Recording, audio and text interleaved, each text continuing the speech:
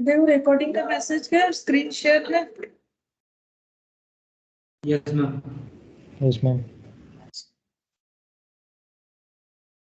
ठीक है, देखो तो कल हम लोगों ने स्पूरियस कोरिलेशन तक पढ़ा था। ठीक है, इसको जस्ट ऐसे ही याद रखना था कि अगर दो वेरिएबल्स के अंदर हम लोग रिलेशन फाइंड आउट कर रहे हैं जबकि वो एक्चुअली किसी भी तरीके से रिलेटेड नहीं होता है तो उसे स्पूरियस कोरिलेशन बोलते हैं। ये हम लोगों ने लास्ट यहाँ पर पढ़ा था। ठीक है, अब इस पे एक ही छोटा सा पॉइंट हम लोग का बाकी रह गया था, that is determination, coefficient of determination और कोफिशिएंट ऑफ नॉन डिटर्मिनेशन। उसके बाद हम लोग सेट ए करेंगे तो ये टॉपिक हम लोग का कंप्लीट हो जाएगा।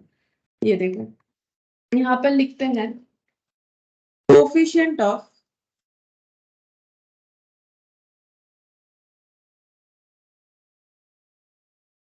डिटर्मिनेशन। ठीक है, कोफिशिएंट ऑफ डिटर्मिनेशन जो है इसे हम लोग कैसे डिनोट करते हैं, इसे हम लोग डिनोट करते हैं आर स्क्वेयर से। ठीक है, आर स्क्वेयर का मतलब क्या है, आर का मतलब कार्ल पियर्सन कोरिलेशन कोफिशिएंट, तो इसे लिखेंगे स्क्वायर ऑफ कोरिलेशन कोफिशिएंट।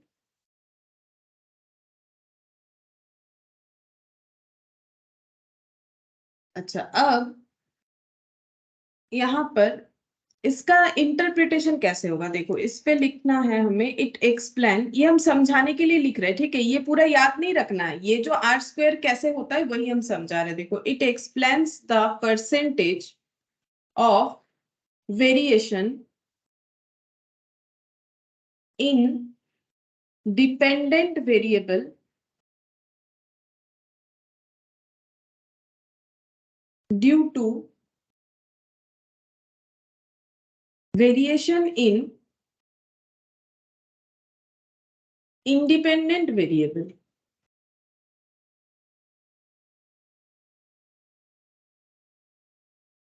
जैसे एग्जाम्पल देने से समझ में आएगा। देखो एग्जाम्पल है कि आर एक्स वाई अगर 0.8 है तो आर स्क्वायर कितना होगा, ये तो तुम लोग को पता है, कैलकुलेट कर ही लोगे। आर स्क्वायर कितना होगा, वैल्यू का स्क्वायर करोगे 0.64 आएगा। बट इसका मतलब क्या है, ये जो एक्सप्लेनेशन है इसको हम लोग कैसे समझेंगे, यहाँ पर लिखना पड़ेगा it means 64% of variation in X is due to variation in Y and remaining 36% due to other factors। ठीक है, अदर फैक्टर्स मतलब क्या बोल रहा है, देखो आर एक्स वाई का मतलब क्या होता है, कोर रिलेशन कोफिशिएंट। तो एक्स वाई में जो रिलेशन है उसको हम लोग इस तरीके से डिफाइन किए, उसका वैल्यू डिफाइन किए 0.8। ये कैसे निकला होगा, कार्ल पियर्सन का फॉर्मूला कैलकुलेट करके। अब 0.64 को अगर हम लोग परसेंटेज में डिफाइन करें, क्योंकि अभी अभी बोला मैंने, देखो it explain the percentage of variation और variation in dependent variable due to variation in independent variable. ठीक है, तो अगर एक्स और वाई में मान लेते हैं कि एक डिपेंडेंट है कि इंडिपेंडेंट है, वो तो होगा ही। तो एग्जाम्पल के तौर पे से हम लोग ऐसे एक्सप्लेन कर सकते हैं कि 64% ऑफ वेरिएशन जो हो रहा है एक्स में वो due to variation in Y की वजह से हो रहा है। वाई की वजह से एक्स में 64% का चेंजेस दिख रहा है, तो बाकी कितना बचा, 100 में से 64% ड्यू टू द वेरिएबल्स। ठीक है, and remaining 36% due to other factors. इसका मतलब जितना भी रिमेनिंग हो जा रहा है वो ड्यू टू अदर फैक्टर्स की वजह से हो रहा है। It shows the reliability of correlation coefficient। Correlation coefficient पे कितना रिलायबल हम लोग हो सकते हैं, कितना रिलायबिलिटी है, वो पता करने के लिए हम लोग कोफिशिएंट ऑफ डिटर्मिनेशन जो है ये फाइंड आउट करते हैं। ठीक है, अच्छा अब कोफिशिएंट ऑफ नॉन डिटर्मिनेशन क्या होता है, ये देखो। नॉन डिटर्मिनेशन इक्वल हो जाएगा 1 माइनस आर स्क्वेयर। ठीक है, आर स्क्वेयर मतलब हो गया डिटर्मिनेशन और नॉन डिटर्मिनेशन का मतलब हो जाएगा 1 माइनस आर स्क्वेयर। इसे हम लोग बोलेंगे कोफिशिएंट ऑफ नॉन डिटर्मिनेशन। अच्छा, अब यहाँ पर और एक पॉइंट लिखवाना है, इस पे देखेंगे क्या क्वेश्चन आ रहा है, समझ में आ जाएगा। अच्छा, अब देखो यहाँ पर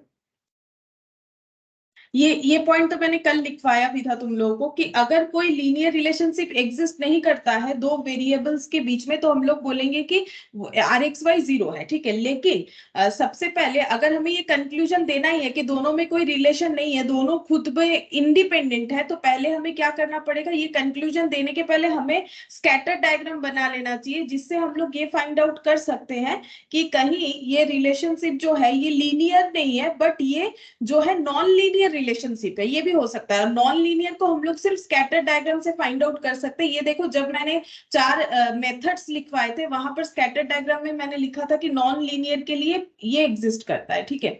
अच्छा, अब यहाँ पर नेक्स्ट पॉइंट लिखेंगे,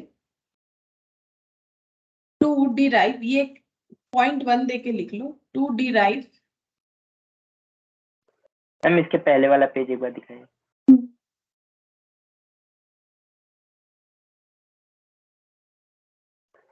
हाँ मैम। अच्छा देखो, टू डिराइव रिग्रेशन लाइन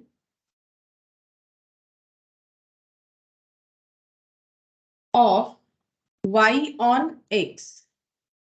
अगर हम लोग y on x find out करते हैं तो स्कैटर डायग्राम के हिसाब से बताते हैं, the minimisation of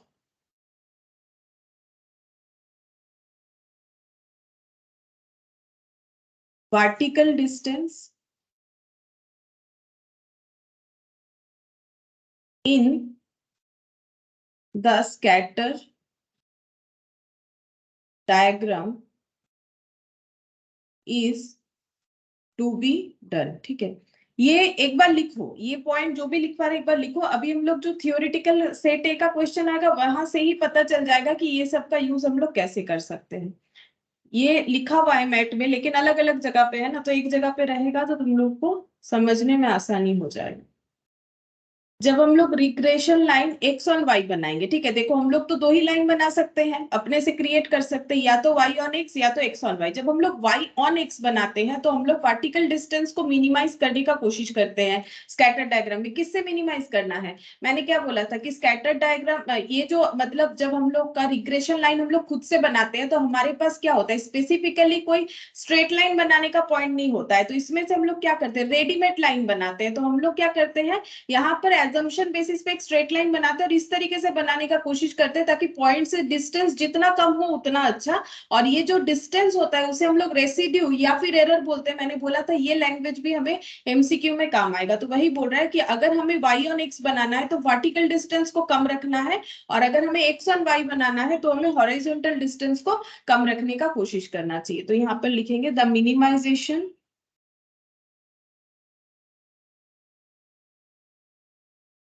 of horizontal distance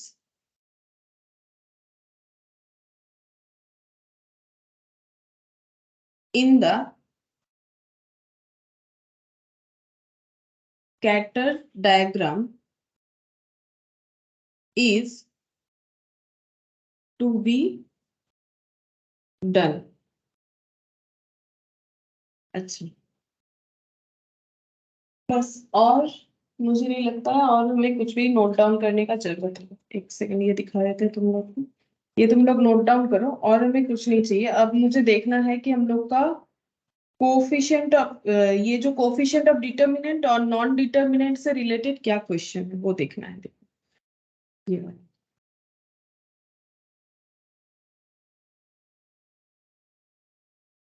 ये सब कंप्लीटेड है हम लोग का।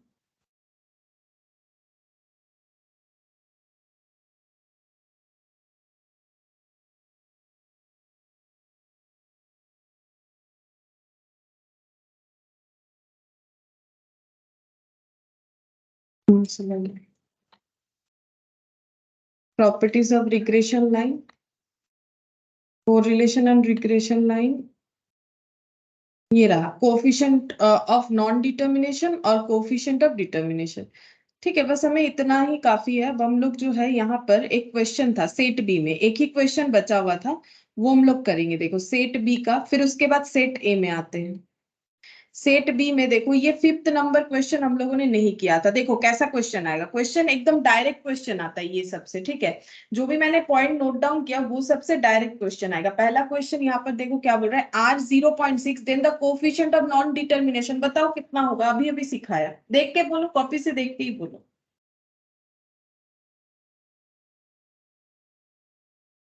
कॉपी से देख के बोलो, लिखा हुआ है तो। कोफिशिएंट ऑफ नॉन डिटर्मिनेशन कैसे निकालेंगे, मतलब हमें ये फाइंड आउट करना है ना कि एक्स वाई की वजह से चेंजेस कितना है, वो तो आर बताता है। एक्स वाई के अलावा अदर फैक्टर से जो चेंजेस है वही तो हम लोग का कोफिशिएंट ऑफ नॉन डिटर्मिनेशन है।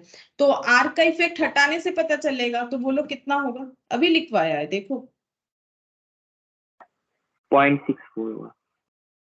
0.36, अच्छा हाँ। 1 माइनस आर स्क्वायर करने से जितना आएगा, 1 माइनस 0.6 उसका होल स्क्वायर, 1 माइनस ये कितना हो जाएगा 0.36।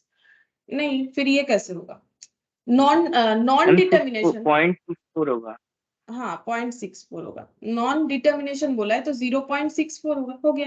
ये सबसे डायरेक्ट क्वेश्चन आएगा, तो मैंने तो समझाने के लिए लिखवा दिया कि इसका मतलब क्या है। इसका मतलब ये हो गया कि एक्स वाई के अंदर जो चेंजेस है वो एक्स और वाई अपने अंदर जो इम्पैक्ट देता है उसके वजह से 60% है, और अदर फैक्टर जो है उसी को बोलेंगे नॉन डिटर्मिनेशन, अदर फैक्टर के वजह से 0.64% है। बस यही बताना है और कुछ नहीं, ठीक है। ये हम लोग का 1 माइनस कर देना, ये है टोटल इंपैक्ट। टोटल इंपैक्ट से अगर आर हटा देंगे, मतलब जो डिटरमाइन कर पाते हैं, जो नहीं कर पाएंगे अदर फैक्टर्स यानी कि नॉन डिटर्मिनेशन, तो 0.64 हो जाएगा, यानी ऑप्शन डी हो गया, ठीक है। 5th नंबर का ऑप्शन डी हो जाएगा। इसमें यही वाला क्वेश्चन बाकी था, बाकी सारे चीज हम लोगों ने कर लिए थे, देखो बाकी पूरा कंप्लीट है।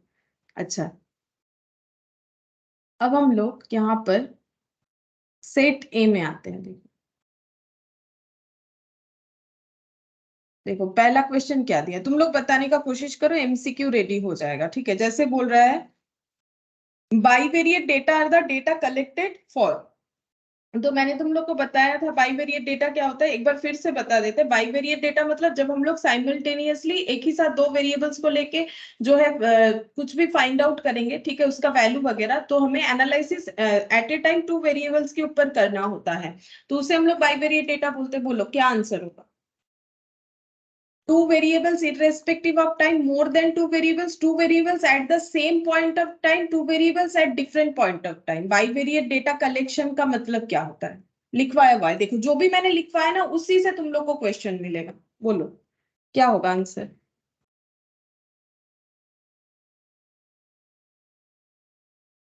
बोलो, मैंने तो बोल ही दिया, आंसर ही तो बोल दिया। Bivariate data are the data collected for, कैसे डेटा कलेक्ट होता है बाइवेरिएट डेटा का, बोलो। मैंने तो अभी बता दिया कि एक ही साथ दो वेरिएबल, जैसे हम लोग क्या करें, जो जब भी एक्स और वाई ले रहे हैं तो एट ए टाइम एक साथ ले रहे हैं ना, साइमल्टेनियसली। सारा पॉइंट लिखवाया हुआ है, कॉपी का फर्स्ट पेज ओपन करो, जहां से ये लिखना स्टार्ट किया हर एक चीज एक एक पॉइंट पे मिलता जाएगा और पता भी चल जाएगा क्या इंपॉर्टेंट है। बोलो क्या आंसर होगा,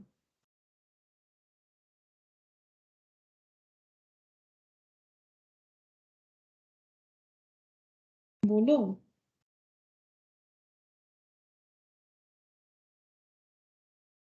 बोलो क्या सी आंसर होगा। होगा। हाँ तो इतना क्यों सोच रहे हो, 2 variables at the same point of time, हम तो बता ही रहे साइमल्टेनियसली मतलब तो सेम पॉइंट ऑफ टाइम ही हुआ ना।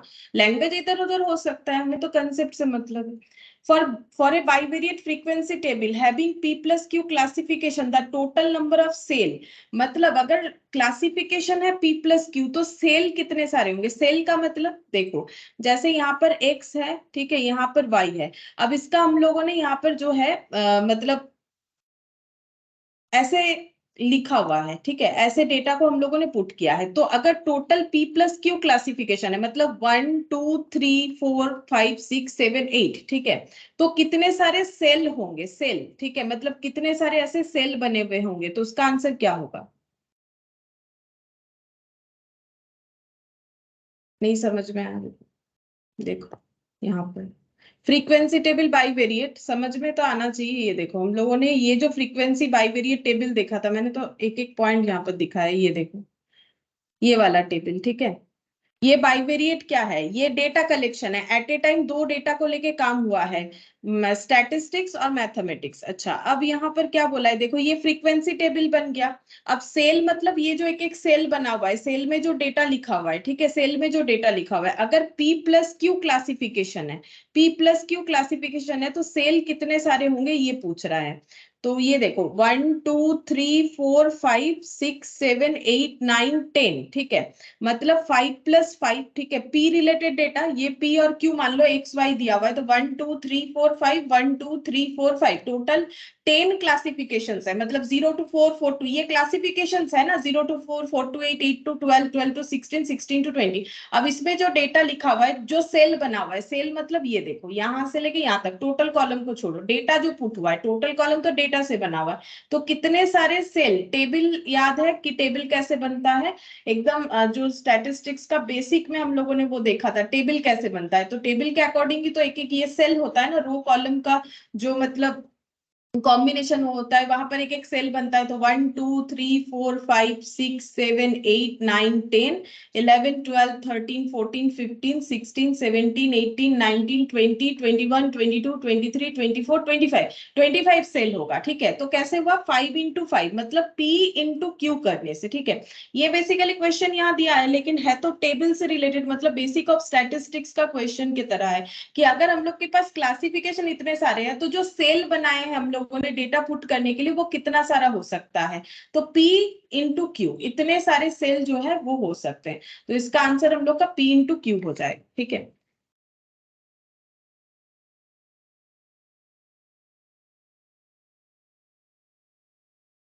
P इंटू क्यू यानी ऑप्शन डी हो जाएगा, 2 का ऑप्शन डी हो जाएगा। नेक्स्ट देखो, sum of the cell frequencies in a bivariate frequency table में बी नेगेटिव, जीरो, ए और बी, नन ऑफ दिस। बोल रहा है कि सेल में जो फ्रीक्वेंसीज हम लोग लिखते हैं, फ्रीक्वेंसीज, ठीक है, तो क्या वो नेगेटिव होगा, जीरो होगा, ए और बी, नन ऑफ दिस, कौन सा आंसर सही लग रहा है। फ्रीक्वेंसी नेगेटिव हो सकता है, जीरो हो सकता है, ए या मतलब नेगेटिव या फिर जीरो, नन ऑफ दिस, कौन सा सही आंसर है बोलो। ये बेसिक क्वेश्चन है, इसका मतलब कोई चैप्टर के साथ लिंक ही नहीं है, स्टैटिस्टिक्स के साथ डायरेक्टली लिंक है, बोलो। फ्रीक्वेंसी नेगेटिव, जीरो, ए और बी, नन ऑफ दिस, क्या लगता है। फ्रीक्वेंसी का मतलब पता है तो इसका आंसर जरूर दे पाओगे, हम तो हर एक क्वेश्चन में बताते हैं। बोलो, फ्रीक्वेंसी का मतलब है कि एक इंसिडेंट कितने बार ऑकर हो रहा है, तो क्या सही जीरो आंसर, होगा। जीरो होगा। देखो नेगेटिव का भी फ्रीक्वेंसी हो ही नहीं सकता है, क्या हम लोग बोलेंगे ये इंसिडेंट -2 टाइम्स ऑकर हुआ है, frequency can not be negative. तो फ्रीक्वेंसी अगर नेगेटिव नहीं होगा तो ए आंसर नहीं होगा, अगर ए नहीं होगा तो सी भी नहीं होगा, क्योंकि वहां लिखा हुआ है ए और बी, तो आंसर हम लोग का क्या होगा, अब नन ऑफ दिस भी नहीं है, क्योंकि जीरो हो सकता है, फ्रीक्वेंसी जीरो हो सकता है, कोई डेटा रिपीट ही नहीं हुआ तो वो जीरो हो सकता है उसका फ्रीक्वेंसी, तो इसका मतलब यहाँ पर आंसर हम लोग का क्या होना चाहिए, 3 का बी होना चाहिए, ठीक है। नेक्स्ट देखो, for P into Q bivariate frequency table the maximum number of marginal distribution, ये मैंने बताया मार्जिनल और कंडीशनल दो तरीके का डिस्ट्रीब्यूशन होता है, जब हम लोगों ने कोरिलेशन स्टार्ट किया था। अगर याद नहीं है तो कॉपी देखो, कम से कम याद हो जाएगा। तो यहाँ पर देखो, अगर P into Q bivariate frequency table है तो maximum number of marginal distribution कितना होगा। मार्जिनल डिस्ट्रीब्यूशन का मतलब भी हम याद दिला देते, मार्जिनल डिस्ट्रीब्यूशन का मतलब है इंडिविजुअली डिस्ट्रीब्यूशन करके दिखाना, जैसे यहाँ था मैथ और स्टैट, ये जो एग्जांपल हम लोगों ने किया भी था, अगर तुम लोग को याद आ रहा है तो, मैथ और स्टैटिस्टिक्स का जो है यहाँ पर डेटा गिवन था, ठीक है, उससे हम लोगों ने फ्रीक्वेंसी टेबल बनाया था, जहां पर math as well as stat दोनों डेटा को कंबाइनली पुट किया था। मार्जिनल डिस्ट्रीब्यूशन का मतलब है कि सिंगल इसको डिस्ट्रीब्यूट करके दिखाना, मैथ का अलग, स्टैट का अलग, ठीक है, मैंने पूरा चीज बता ही दिया, बस तुम लोग को आंसर बोलना है कि कितने सारे मार्जिनल डिस्ट्रीब्यूशन हो सकते हैं, पी प्लस क्यू, 1 या फिर 2,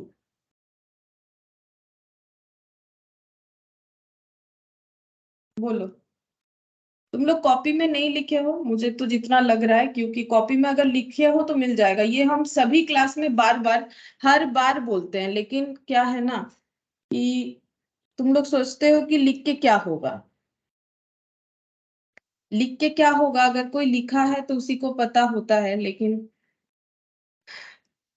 क्या बोले, देखो लिख नहीं रहे हो तुम लोग, हम दिखाते हैं, मैंने तो लिखा है, इसलिए हम वहां से ही दिखाएंगे ताकि तुम लोग को दिखे कि क्या लिखना चाहिए, क्यों लिखना चाहिए। तुम लोग लिखते नहीं हो।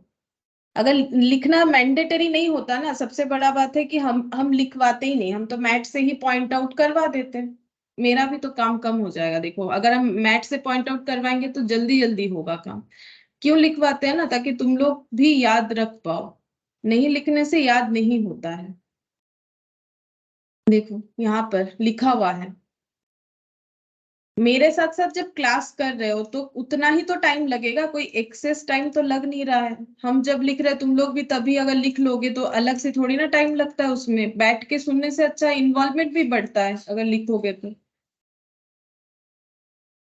ये देखो यहाँ पर मैंने लिखवाया हुआ है, मार्जिनल डिस्ट्रीब्यूशन हमेशा बाइवेरिएट डेटा का दो ही होगा। बाइवेरिएट डेटा मतलब हमेशा दो डेटा होगा, ठीक है। दो कोई भी टॉपिक पे, जैसे मैथ स्टैट हो, वेट हाइट हो, कुछ भी हो, ठीक है, हमेशा दो डेटा होगा। अगर डेटा दो होगा तो मार्जिनल डिस्ट्रीब्यूशन भी दो ही होगा, क्योंकि मार्जिनल डिस्ट्रीब्यूशन का मतलब ही हो जाता है कि अलग से दो वेरिएबल्स का डिस्ट्रीब्यूशन दिखाना। It is the frequency distribution of one variable, एक वेरिएबल का। तो अगर हम लोग के पास दो डिस्ट्रीब्यूशन है, अब कैसे पता चला दो डिस्ट्रीब्यूशन है, ये देखो यहाँ पर, ये देखो यहाँ पर दो डिस्ट्रीब्यूशन है। ये देखो यहाँ पर P into Q,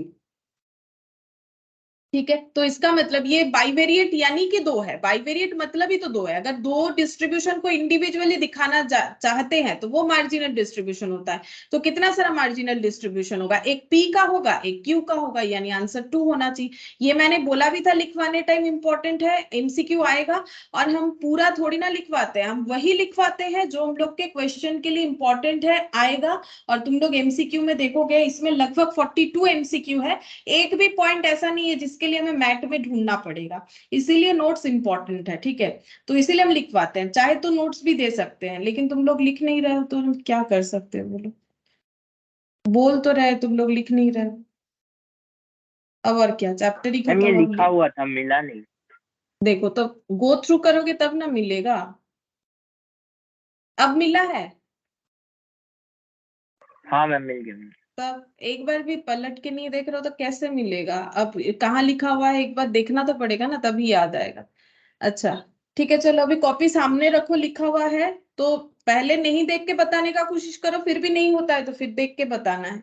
correlation analysis aims at, correlation analysis से हमें क्या पता चलता है, predicting one variable for a given value of other variable. क्या एक वेरिएबल दिया हुआ है उससे हम लोग दूसरे वेरिएबल को प्रेडिक्ट करते हैं, या फिर establishing relation between two variables, हम लोग दो वेरिएबल्स के बीच में रिलेशन फाइंड आउट करते हैं कोरिलेशन एनालिसिस पे, या measuring the extent of relation between two variables, दो वेरिएबल्स के अंदर रिलेशन का मेजरमेंट यानी वैल्यू फाइंड आउट करते हैं, या फिर बोथ बी एंड सी। बोलो कौन सा आंसर होगा। डी होगा। डी होगा, डी। देखो प्रेडिक्टिंग वाला ये जो है ये तो रिग्रेशन लाइन के लिए है, जो अभी अभी हम लोगों ने कंप्लीट किया। अच्छा अब establishing relation between two variables जितना करेक्ट है, हम लोग वैल्यू भी तो निकालते हैं। स्कैटर डायग्राम में वैल्यू नहीं निकलता है, लेकिन कार्ड पियर्सन, उसके बाद रैंड पोर रिलेशन, उसके बाद कॉन्करेंट डिवीजन, सभी से मेजरमेंट करते हैं, वैल्यू फाइंड आउट करते हैं। इसका मतलब बोथ बी एंड सी हम लोग को आंसर देना है, ठीक है।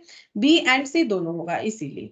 चलो ठीक है, सेवेंथ नंबर में देखते हैं, regression analysis is concerned with, regression analysis किस वजह से किया जाता है, establishing A mathematical relation between two variables, measuring the extent of association between two variables, predicting the value of dependent variable for a given value of independent variable, both A and C।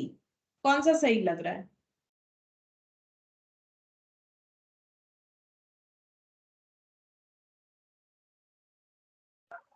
सी।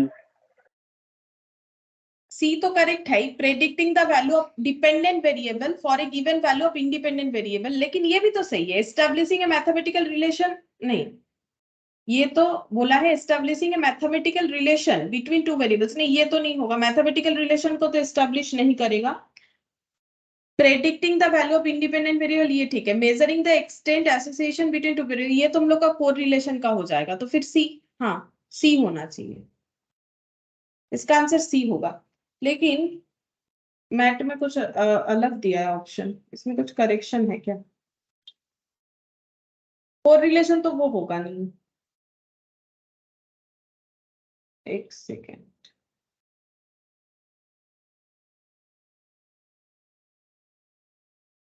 तो ठीक है हम देख लेंगे, क्योंकि यहाँ पर answer दिया है इन्होंने डी, मुझे लगता है इसमें कुछ रेक्टिफिकेशन होने से हो सकता है, ठीक है, क्योंकि यहाँ पर ये पॉइंट भी हमारा कोरिलेशन को बता रहा है, ठीक है, ये पॉइंट भी हम लोग का बता रहा है measuring the extent of association between two variables, ये तो हम लोग का association between two variables, answer बोला है डी। ए में तो बोला है एस्टेब्लिशिंग ए मैथमेटिकल रिलेशन, हाँ ये भी तो होगा, ये सही है, establishing a mathematical relation, mathematical relation मतलब वही y equal to A plus B X, जो हम लोग इक्वेशन बना रहे हैं ना, ये मैथमेटिकल रिलेशनशिप है दो वेरिएबल्स के अंदर, मतलब जब हम लोग x minus X bar equal to B x Y into Y minus Y bar करते हैं, या फिर y minus Y bar equal to B Y X into X minus X bar करते हैं, तो ये हम लोग का एक मैथमेटिकल रिलेशन होता है, ठीक है। तो रिग्रेशन लाइंस एनालिसिस जो है ये इसका जो है ये सी तो ठीक ही है, पहले हम लोग इक्वेशन बनाते हैं, उसके बाद हम लोग क्या करते हैं वेरिएबल्स का वैल्यू को फाइंड आउट करने का कोशिश करते हैं,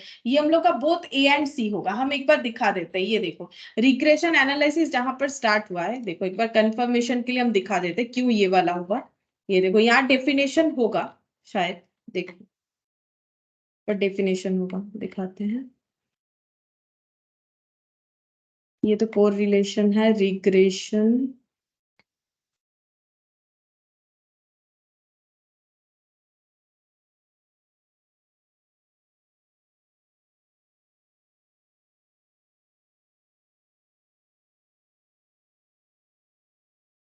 अरे कहाँ चला गया,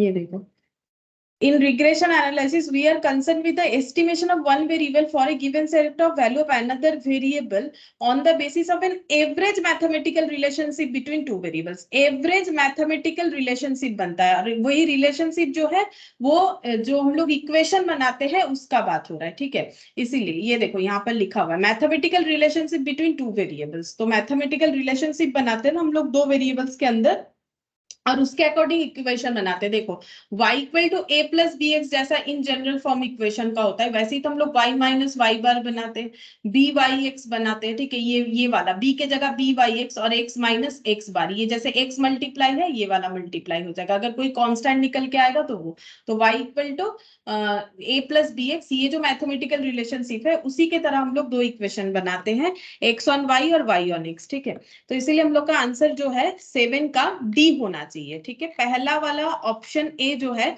वो भी करेक्ट एक्सप्लेनेशन दे रहा है हम लोग, ये वाला regression analysis is concerned with establishing A mathematical relation और ये प्रेडिक्टिंग, तो ये ऑप्शन डी हो।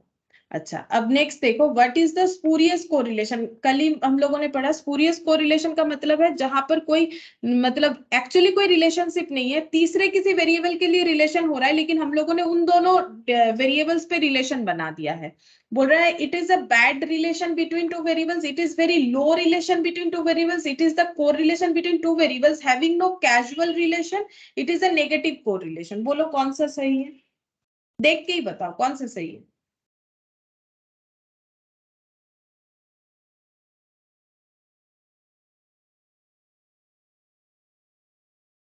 बोलो कौन सा सही है। सी होगा। ये देखो कल ही लिखा ना हम लोगों ने, ये देखो there is some cases when we may find a correlation between two variables using product moment although two variables are not particularly related, this is due to existence of third variable which is related to both variables under consideration, it is known as nonsense correlation। तो actually यहाँ पर answer हम लोग का होना चाहिए ये वाला ऑप्शन सी, ठीक है, ये बैड रिलेशन है ऐसा बात नहीं है, ये जो है इस रिलेशन का कोई सेंस नहीं बनता है, तो ये यहाँ पर कोई कॉजल, ठीक है, कैजुअल नहीं, सॉरी कॉजल, कॉजल मतलब कोई रीजन बिना ही रिलेशन बन चुका है, कोई रीजन बिना ही रिलेशन बन चुका है, तो उसे हम लोग बोलते हैं स्पूरियस कोरिलेशन, बैड या लो या नेगेटिव रिलेशन नहीं है, ठीक है, नेगेटिव होने से भी तो रिलेशन होता है, लो होने से भी रिलेशन होता है, लेकिन यहाँ पर तो एक्चुअली कोई रिलेशन एग्जिस्ट कर ही नहीं रहा है दो वेरिएबल्स में जिसमें हम लोगों ने रिलेशन निकाल लिया है, तो कोई रीजन बिना ही रिलेशन निकाल लिया हम लोगों ने।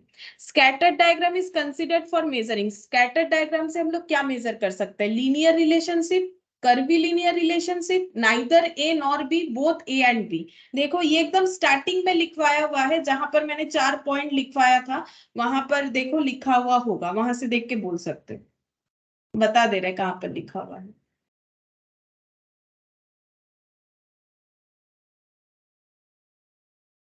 बोलो। ये देखो यहाँ पर लिखा हुआ है, यहाँ से बता सकते हो।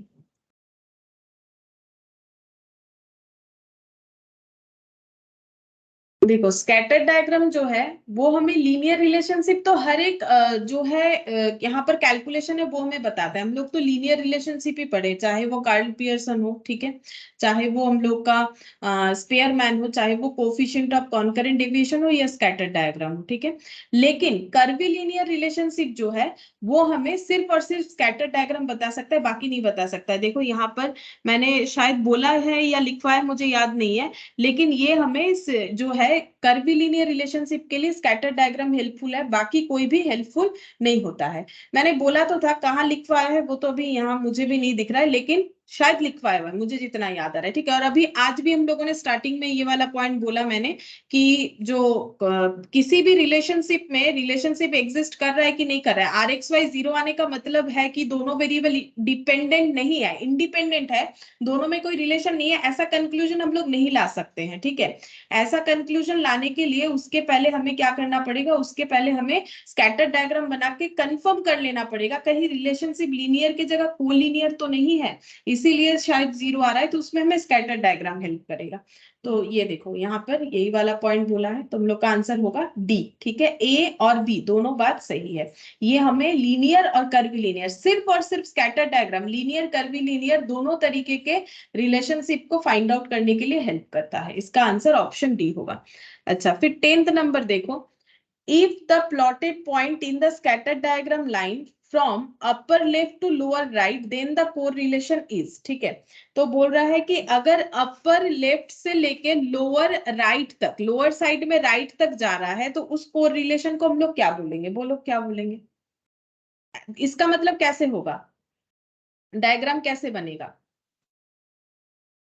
देखो बोल रहे हैं अपर लेफ्ट से लोअर राइट, ये लेफ्ट है, ऐसे होगा, तो ऐसे होने से क्या होगा, नेगेटिव या पॉजिटिव। ये देखो यहाँ पर डायग्राम देखो,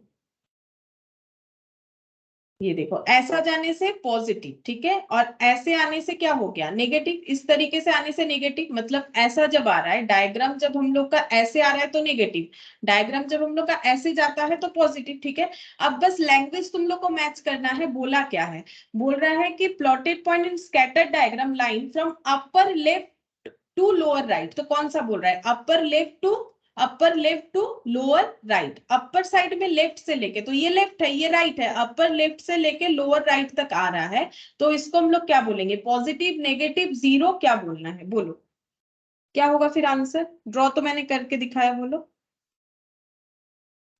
नेगेटिव होगा। नेगेटिव होगा, ठीक है, जैसे बोला है उसको दिमाग में रख के ऐसे प्लॉट करने से ही तो हो जाएगा। If plotted points in a scattered diagram is evenly distributed, अगर हर जगह पे एक ही जैसा डिस्ट्रीब्यूटेड है, इवनली डिस्ट्रीब्यूटेड है, तो फिर रिलेशन क्या होगा, जीरो, नेगेटिव, पॉजिटिव, ए और बी क्या होना चाहिए, अगर इवनली डिस्ट्रीब्यूटेड है। तो कौन सा डायग्राम होगा पता है, इवनली डिस्ट्रीब्यूटेड का मतलब ये देखो यहाँ पर देखने से पता चल जाए, इवनली डिस्ट्रीब्यूटेड है, मतलब कोई लाइन नहीं बन रहा है ना, तो left to right, right to left, upper upward downward, किसी तरीके का लाइन नहीं बन रहा है, हर जगह पे इवनली डिस्ट्रीब्यूटेड है, तो फिर क्या होगा, द कोरिलेशन इज, कोई कोरिलेशन होगा ही नहीं, तो आंसर क्या होगा, जीरो, ठीक है। कोरिलेशन क्या हो जाएगा, जीरो। अभी देखो यहाँ पर वही तो लिखा हुआ था, नो कोरिलेशन अगर इवनली डिस्ट्रीब्यूटेड। इसके बाद देखो नेक्स्ट क्या बोल रहा है, if all the plotted points in a scattered diagram line on a single line, lie on a single line, then the correlation is, एक सिंगल लाइन में जो है सारे पॉइंट्स जो है प्लॉट हो जा रहे हैं, तो ये क्या होगा, perfect positive, perfect negative, both A and B, either A और बी, क्योंकि हमें बोला नहीं है ऐसा बन रहा है लाइन के ऐसा बन रहा है, लेकिन एक परफेक्ट लाइन बन रहा है, तो परफेक्ट ऐसा भी हो सकता है ऐसा भी हो सकता है, तो आंसर क्या देना चाहिए।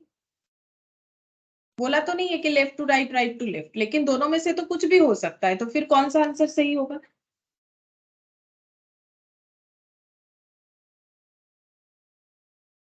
बोलो कौन सा देना चाहिए? ऐसा हुआ तो परफेक्ट पॉजिटिव, ऐसा हुआ तो परफेक्ट नेगेटिव, लेकिन हमें तो बोला नहीं कि लेफ्ट टू राइट वाला है कि राइट टू लेफ्ट वाला है, तो परफेक्ट पॉजिटिव भी हो सकता है, परफेक्ट नेगेटिव भी हो सकता है, तो कौन सा आंसर लिखना चाहिए? बोथ ए एंड बी या आइदर ए और बी, कौन सा से? देखो आंसर तो हम तो बता ही रहे हैं, जैसे मैंने बोला उससे तो एक बात क्लियर हो गया होगा तुम लोगों को कि या तो सी आंसर देना है या तो डी देना है, क्योंकि पॉजिटिव नेगेटिव दोनों में से कोई भी हो सकता है। हमें तो बोला नहीं कि लेफ्ट टू राइट या राइट टू लेफ्ट वाला है, ताकि हम लोग आइडेंटिफाई कर पाए कि ये ऐसा वाला है कि ऐसा वाला, तो दोनों में से कोई भी हो सकता है। तो हमें क्या लिखना चाहिए? सी का लैंग्वेज सही है कि डी का लैंग्वेज सही है? कौन सा लैंग्वेज हमारे लिए सही है आंसर देने के लिए? कौन सा होना चाहिए? डी का। टी, आइदर ए और बी, ठीक है, क्योंकि देखो इसका मतलब है या तो हम लोग का परफेक्ट पॉजिटिव होगा या फिर नेगेटिव होगा, इसका मतलब है परफेक्ट पॉजिटिव नेगेटिव दोनों ही होगा। ऐसा थोड़ी ना एक डायग्राम में दो दो चीज नहीं हो सकता है, ठीक है। हम लोग को बोला है कि all the plotted points in scatter diagram line on a single, a बोल ही दिया है कि सिंगल लाइन का बात है, तो फिर एक साथ दो पॉइंट, तो दो लाइन तो यहाँ पर नहीं बोल रहा है, तो इसका मतलब आइदर ए और बी, या तो हम लोग का वो लाइन परफेक्ट पॉजिटिव होगा या तो हम लोग का वो लाइन परफेक्ट नेगेटिव होगा।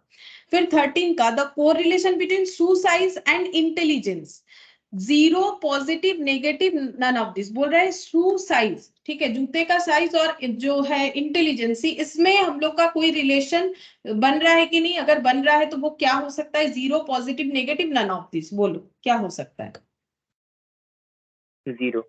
जीरो, ये एक्चुअली स्पूरियस कोरिलेशन है, ठीक है, मतलब जिसका कोई सेंस नहीं बनता है, ठीक है, नॉनसेंस, ठीक है, इसमें कोई कॉज है ही नहीं, क्योंकि जूते के साइज के साथ इंटेलिजेंसी का क्या मतलब? किसी का जूता का कोई अगर बड़ा हो रहा है तो उसके जूते का साइज बढ़ रहा है, तो इसका मतलब ये थोड़ी है कि उसका इंटेलिजेंसी कम हो जाएगा या बढ़ जाएगा, ऐसा नहीं होता है।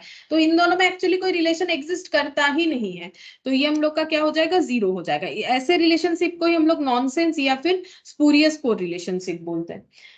14th नंबर में देखो, the correlation between the speed of an automobile and the distance travelled by it after applying the brake is, बोल रहा है कि अगर कोई एक गाड़ी से जा रहा है, ठीक है, and the distance travel by it after applying the brake, फिर उसने क्या किया? गाड़ी चला रहा है, फिर उस गाड़ी को ब्रेक लगा दिया, ब्रेक लगाने के बाद वो कितना डिस्टेंस जा रहा है वो बोल रहा है। ब्रेक लगाने के बाद ही जो है थोड़ा सा आगे जाके गाड़ी रुकता है, ब्रेक लगाने पे एकदम वहीं पर नहीं रुक जाता है, थोड़ा सा आगे जाके रुकता है, मतलब ब्रेक अप्लाई होने के बाद, मतलब धीरे धीरे वो जो है अप्लाई होता है। तो the distance travel by it after applying the brake, तो ये जो रिलेशन हो रहा है कि ब्रेक लगाया, फिर थोड़ा डिस्टेंस कवर होने के बाद गाड़ी रुक गया, तो और उसके साथ स्पीड का, ठीक है, स्पीड क्या होगा? ब्रेक लगाने से कम हो जाएगा, तो आंसर बोल रहा है कि क्या होना चाहिए? स्पीड और उस डिस्टेंस जो ट्रेवल हो रहा है उसमें रिलेशन क्या है? नेगेटिव, जीरो, पॉजिटिव या नन ऑफ दिस, ये बताना है,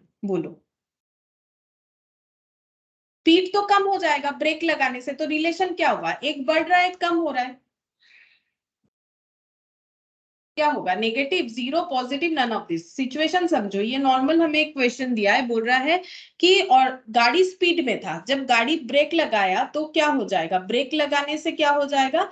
डिस्टेंस थोड़ा सा ट्रेवल होके फिर ब्रेक जो है अप्लाई होगा, ठीक है। हम लोग को ये बताना है ब्रेक लगाने के बाद जो डिस्टेंस ट्रेवल हुआ वो तो कम हो जाएगा ना, जब स्पीड में रहता है गाड़ी तो उसमें काफी डिस्टेंस ट्रेवल हो पाएगा, लेकिन जब ब्रेक लगा दिया जाएगा तो डिस्टेंस ट्रेवल थोड़ा सा होगा लेकिन कम होगा, ठीक है, स्पीड भी कम हो जाएगा। तो इन दोनों में रिलेशन क्या बोल रहा है? स्पीड और ब्रेक, बोलो रिलेशन क्या होगा? पॉजिटिव नेगेटिव, पॉजिटिव का मतलब है दोनों ही बढ़ रहा है, मतलब दोनों ही एक ही दिशा में जा रहा है, ठीक है, चाहे दोनों इंक्रीजिंग हो चाहे दोनों डिक्रीजिंग हो। यहाँ पर क्या दोनों इंक्रीजिंग कंसेप्ट है या इंक्रीजिंग डिक्रीजिंग कंसेप्ट है? उस हिसाब से हमें आंसर देना पड़ेगा। नेगेटिव होगा। नेगेटिव होगा क्योंकि एक बढ़ रहा है एक घट रहा है, ठीक है, तो यहाँ पर हो जाएगा नेगेटिव, आंसर हो जाएगा 14 का ए। अच्छा, फिर 15 बोल रहा है scatter diagram helps us to find the nature correlation between two variables, compute the extent of correlation between two variables, obtain the mathematical relationship between two variables, both A and B. Scatter diagram यानी correlation coefficient का एक process, ठीक है।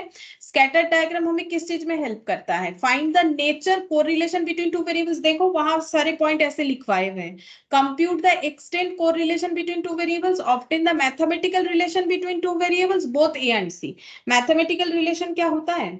वो अगर out हो जाएगा तो उसके बाद चेक करके देखो क्या आंसर होना चाहिए। देखो मैथमेटिकल रिलेशन तो ये तो हम लोग का रिग्रेशन लाइन का होगा, ठीक है। ये हम लोग का रिग्रेशन लाइन का होता है। अभी भी मैंने तुम लोग को पढ़ के दिखाया ना, तो ये अगर कैंसिल हो गया तो डी भी कैंसिल हो गया। ए बी में से कौन सा होगा? स्कैटर डायग्राम हमें किस चीज में हेल्प करता है?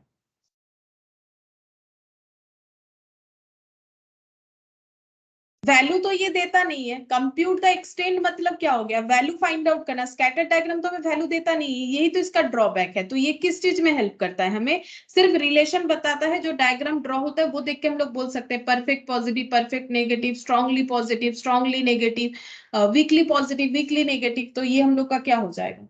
ऑप्शन ए 15 का। अच्छा फिर क्या बोला है देखो, Pearson's correlation coefficient is used for finding. Karl Pearson किस चीज को फाइंड आउट करने में हमें हेल्प करता है? Correlation for any type of relation, correlation for linear relation, correlation for curvilinear, both B and C. Curvilinear के लिए मैंने अभी अभी बोला सिर्फ स्कैटर डायग्राम ही एप्लीकेबल है कर्वीलिनियर रिलेशनशिप को फाइंड आउट करने के लिए, बाकी कोई भी नहीं है। तो इससे तो सी आउट हो जाएगा। सी आउट हुआ तो डी भी चला गया, क्योंकि इसमें बोथ बी एंड सी है। तो ये दोनों में से कोई एक आंसर होगा, बोलो कौन सा होगा?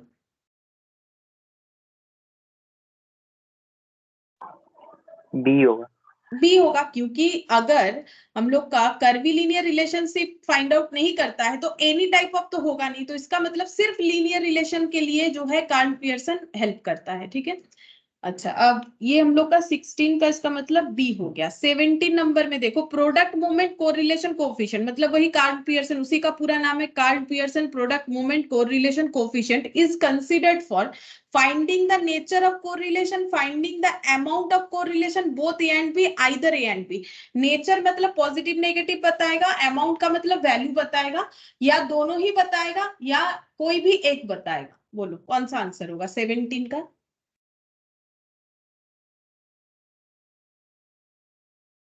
कार्ल पियर्सन हमें क्या सी बताता होगा। है? सी होगा, दोनों ही बताएगा, ठीक है। नेचर भी बता देगा हमें, नेगेटिव पॉजिटिव जो वैल्यू आएगा उसका तो आंसर पॉजिटिव या नेगेटिव में आएगा ना। जो हम लोग का R x Y find out होता है तो उसका आंसर क्या आता है? आइदर पॉजिटिव आ सकता है या फिर नेगेटिव आ सकता है। तो नेचर भी बता देगा पॉजिटिव नेगेटिव से, और जो वैल्यू निकल के आएगा वो हमें अमाउंट दे देगा। तो इसका मतलब ऑप्शन क्या हो जाएगा? सी हो जाएगा। अच्छा अब देखो 18, if the value of correlation coefficient is positive, मतलब आर एक्स वाई अगर पॉजिटिव हो रहा है, then the points in scatter diagram tends to cluster. Scatter diagram का जो मतलब उसमें जो पॉइंट्स है वो किधर क्लस्टर होगा? From lower left corner to upper right. मतलब कोरिलेशन कोफिशिएंट पॉजिटिव है, स्कैटर डायग्राम बोला है। अब पॉजिटिव होने से डायग्राम कैसे होता है ये देखो, पॉजिटिव होने से डायग्राम हम लोग का ये ऐसे होगा, ऐसे होता है, ठीक है। अब वही हमें यहाँ पर लैंग्वेज में बताना है। फ्रॉम ये अगर ऐसे हो रहा है तो lower left to upper right है, lower left to lower right है, lower right to upper left है, lower right to upper right है। ये कौन सा डायग्राम है वो हमें बताना है। बोलो ये कौन सा सही है? ए होगा। ए होगा। देखो ये तो लोअर है, पहला बात, ये लेफ्ट साइड है, तो लोअर लेफ्ट हम लोग का करेक्ट आंसर है। तो ये दो तो आउट हो गया, ठीक है। अब लोअर लेफ्ट से लेके अपर साइड में किधर जा रहा है? राइट साइड में, तो हम लोग का ए होना चाहिए। यहाँ पर बोला है lower left to lower right, ये तो है नहीं। लोअर लेफ्ट से लोअर राइट का मतलब तो ऐसे हो जाएगा, ऐसा तो नहीं है, ठीक है। अच्छा अब नेक्स्ट देखो यहाँ पर 19 नंबर, R1 है। All the points in A scatter diagram would लाई। अगर R+1 है, 1 का मतलब +1 है, यानी कोरिलेशन कोफिशिएंट परफेक्टली पॉजिटिव है। तो जो हम लोग का स्कैटर डायग्राम में जो ड्रॉ हुआ है लाइन, स्ट्रेट लाइन, वो कैसा है?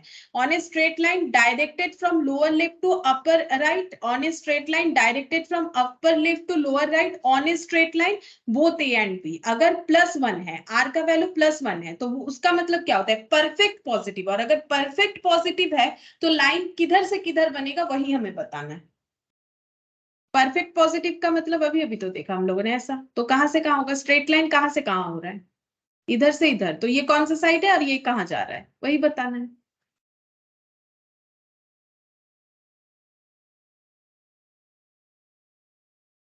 बोलो कहाँ से जा रहे हैं, लोअर लेफ्ट ए से होगा। लेके, हाँ लोअर लेफ्ट से लेके अपर राइट, अभी अभी हम लोगों ने जो किया उसी का जस्ट जो है थोड़ा सा क्वेश्चन को घुमा के पूछा है और कुछ नहीं। फिर बोला है देखो, प्रोडक्ट मोमेंट कोरिलेशन कोफिशिएंट मतलब R x Y may be defined as the ratio of, R x Y का फॉर्मूला क्या है, आर एक्स वाई का फॉर्मूला है देखो, कल भी हम बता रहे थे, cov X comma Y S D of X into S D of Y, ये होता है।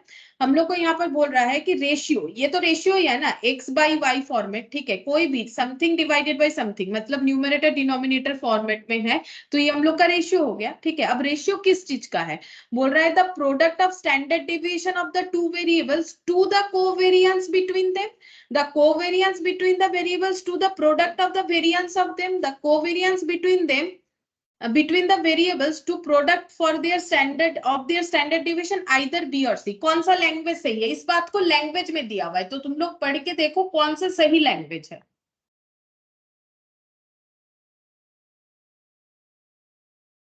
ये रेशियो के लिए कौन सा लैंग्वेज सही हो रहा है।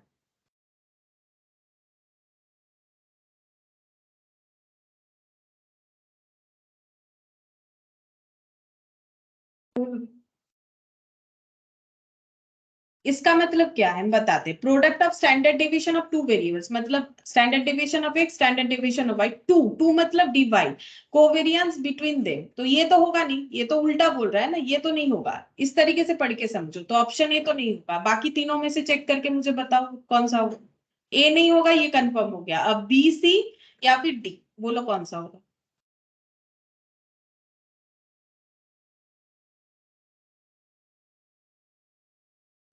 सी होगा। सी होगा, the covariance between the variables, covariance between the variables to यानी divide the product of their standard deviation, ये क्यों नहीं होगा, क्योंकि ये वेरिएंस लिखा हुआ था, ये स्टैंडर्ड डेविएशन होता है, वेरिएंस नहीं होता है, तो इसका मतलब ऑप्शन सी होगा, बस लैंग्वेज पढ़ के हम लोग को बताना है। फिर 21 देखो, the covariance between two variables is strictly positive strictly negative always zero either positive और नेगेटिव, कोवेरिएंस का आंसर क्या आ सकता है, बोल रहा है कि पॉजिटिव ही आएगा नेगेटिव ही आएगा जीरो ही आएगा, ये पॉजिटिव नेगेटिव जीरो कुछ भी आ सकता है, बोलो। इसका तो ये होगा ना, पॉजिटिव नेगेटिव जीरो कुछ भी आ सकता है, कल ही हम बता रहे थे कि आर एक्स वाई अगर तुम लोग को याद आ रहा है, बी एक्स वाई और B Y X all have the same sign, ये क्यों हो सकता है, क्योंकि ये कॉफ कॉफ सभी फॉर्मूले में सभी को फाइंड आउट करने के लिए हमें कॉफ एक्स वाई का जरूरत होता है।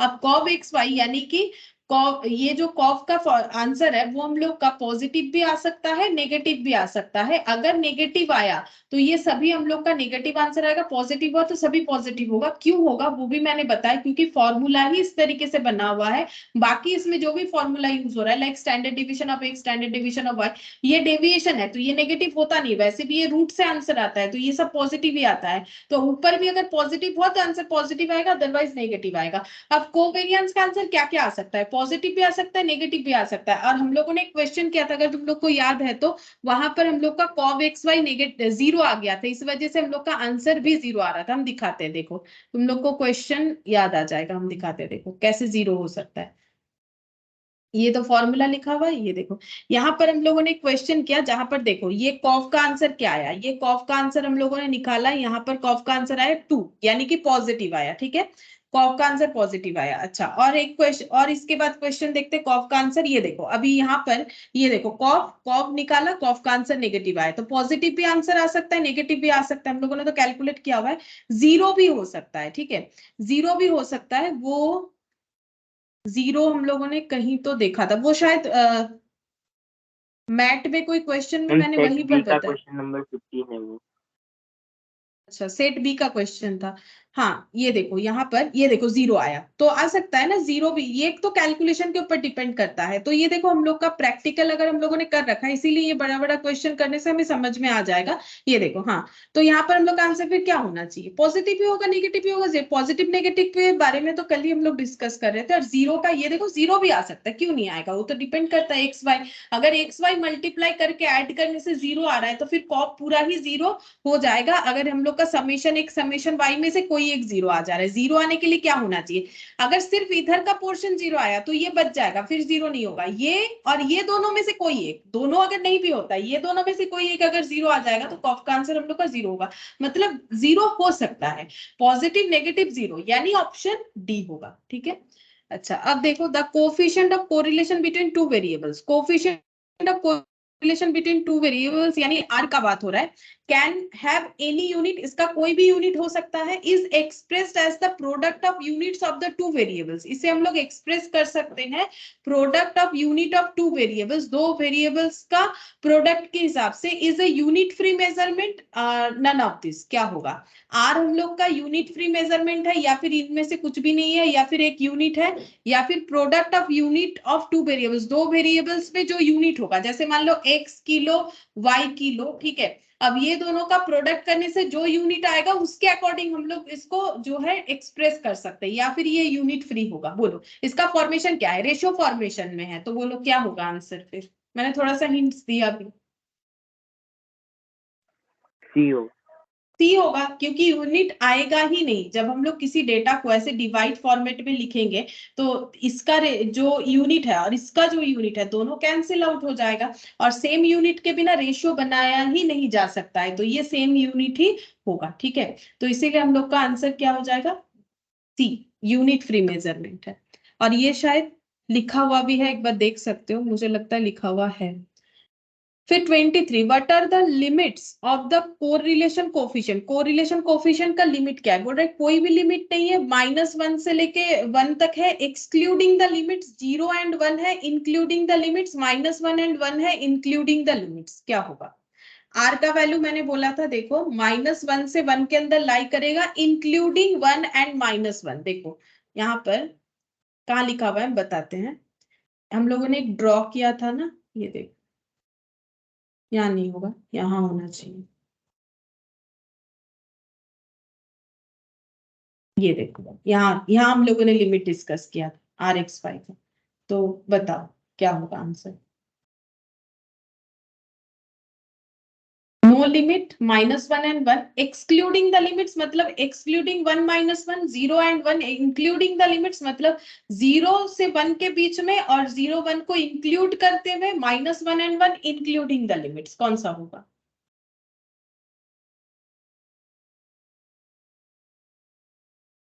ये जो लिखा हुआ है वही तो होगा। इसका मतलब क्या है, Rxy का value greater than equal to क्या हो जाएगा, greater than equal to, sorry Rxy less than equal to 1 होगा, और इसका मतलब ग्रेटर देन इक्वल टू -1 होगा। ये तो यहाँ देखने से भी तो पता चल रहा है, कहां से कहां तक लाई करेगा, इधर 1 और इधर -1, इन दोनों के बीच में और ये दोनों को लेके, तो फिर आंसर क्या होना चाहिए, लैंग्वेज के हिसाब से बताना है, बोलो कौन सा सही लैंग्वेज है,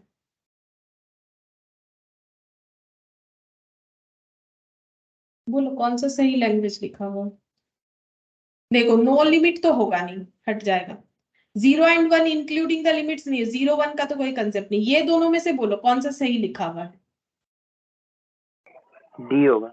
डी होगा, क्योंकि इंक्लूडिंग द लिमिट्स का मतलब है -1 और 1 को लेते हुए, और इसका प्रूफ क्या है कि -1 और 1 को लेके कर रहे हैं, क्योंकि इक्वल टू दिया हुआ है ना, ये देखो Rxy less than equal to 1 का मतलब क्या है कि Rxy का वैल्यू 1 और 1 से कम होगा, 1 और 1 से, सिर्फ Rxy लेस देन 1 होने का मतलब है 1 नहीं उसमें एग्जिस्ट करेगा। ठीक है, तो इक्वल देने का मतलब ही हो गया कि 1 और यहाँ पर 1 और -1 इंक्लूडिंग द लिमिट्स, यानी 23 का हम लोग का ऑप्शन डी हो जाएगा। अच्छा इसके बाद देखो 24 में क्या बोला है, in case the correlation coefficient between two variables is 1, the relationship between the two variables would be, बोल रहा है कि correlation coefficient between two variables 1 है, ठीक है, मतलब Rxy 1 है, the relation between two variables, दोनों वेरिएबल्स के अंदर रिलेशन क्या होगा, अगर Rxy 1 है तो इसका मतलब परफेक्ट पॉजिटिव है, ठीक है, परफेक्ट पॉजिटिव रिलेशन है, मतलब अगर स्कैटर्ड डायग्राम में देखें तो एक परफेक्ट स्ट्रेट लाइन बन जाएगा इस तरीके का।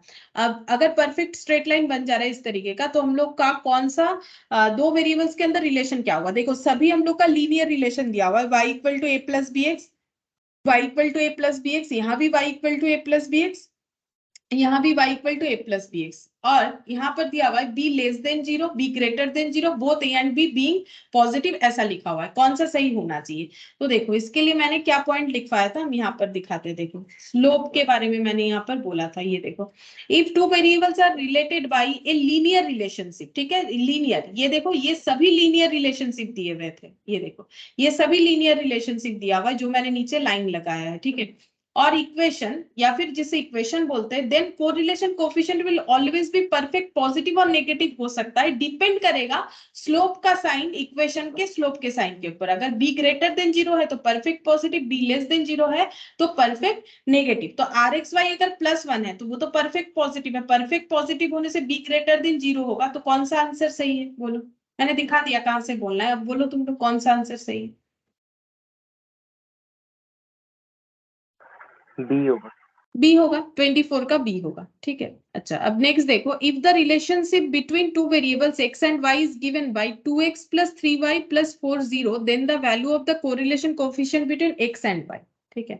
बोल रहा है कि दो वेरिएबल्स x और y के बीच में रिलेशन है 2x + 3y + 4 0, then the value of the correlation coefficient between x y, rxy क्या हो जाएगा, ये हमें पूछ रहा है।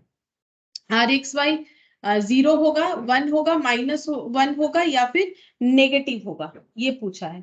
अच्छा तो इसके लिए हमें क्या करना पड़ेगा, यहाँ पर बोल रहा है if the relation between two variables x and y is given by 2x + 3y + 4, इस तरीके से दिया हुआ है। हम लोग को पूछा है कि correlation coefficient between x y क्या हो जाएगा, rxy क्या होगा ये बताना है, 0, -1। अच्छा तो इसे हम लोग y equal to a + bx format में लेंगे, ठीक है। तो y इक्वल टू -4/3 -2/3x, ठीक है। तो इसमें b का वैल्यू क्या हो गया, b का वैल्यू हम लोग का हो गया -2/3। तो अभी भी हम लोगों ने देखा कि अगर b हम लोगों का जो स्लोप होता है वो अगर हम लोग का लेस देन जीरो है, मतलब नेगेटिव है, तो हम लोग का आंसर जो रिलेशनशिप है वो हम लोग का नेगेटिव होगा, ठीक है। अभी हम लोगों ने ये देखो सेम पॉइंट पे क्वेश्चन पूछा है, अगर b हम लोग का स्लोप जो है वो लेस देन जीरो है, जो किस कंडीशन में हो रहा है, b जो स्लोप है वो हम लोग का लेस देन जीरो, ये मैंने एरो लगाया है, ठीक है, लेस देन जीरो है, तो ये परफेक्ट नेगेटिव होगा। तो कौन सा आंसर होना चाहिए, 0, 1, -1 या नेगेटिव, कौन सा आंसर होगा 25 का?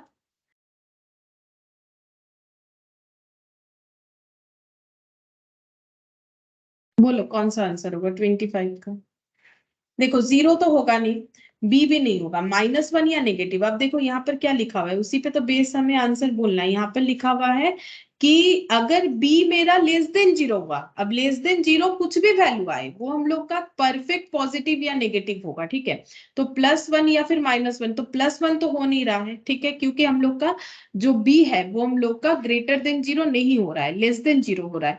तो हमें क्या बोलना पड़ेगा यहाँ पर, फिर आंसर क्या होना चाहिए कि if the relation between two variables x and y is given by this equation, then the value of the correlation coefficient between x and y क्या हो जाएगा, -1, ठीक है। ये हम लोग का -1 होगा क्योंकि b लेस देन, b जो है ये लेस देन हम लोग का 0 है, b लेस देन 0 होने से हम लोग का परफेक्ट पॉजिटिव या परफेक्ट नेगेटिव रिलेशन होता है। परफेक्ट पॉजिटिव या नेगेटिव को हम लोग +1 या फिर -1 से डिनोट करते हैं, तो सिर्फ नेगेटिव आंसर नहीं होगा, हम लोग को लिखना पड़ेगा परफेक्ट नेगेटिव, यानी कि -1। नेक्स्ट देखो क्या बोल रहा है, for finding correlation between to attributes, attributes के लिए हम लोग क्या फॉलो करते हैं, Pearson correlation coefficient, scattered diagram, या फिर स्पेयरमैन रैंक कोरिलेशन कोएफिशिएंट, कौन सा होगा?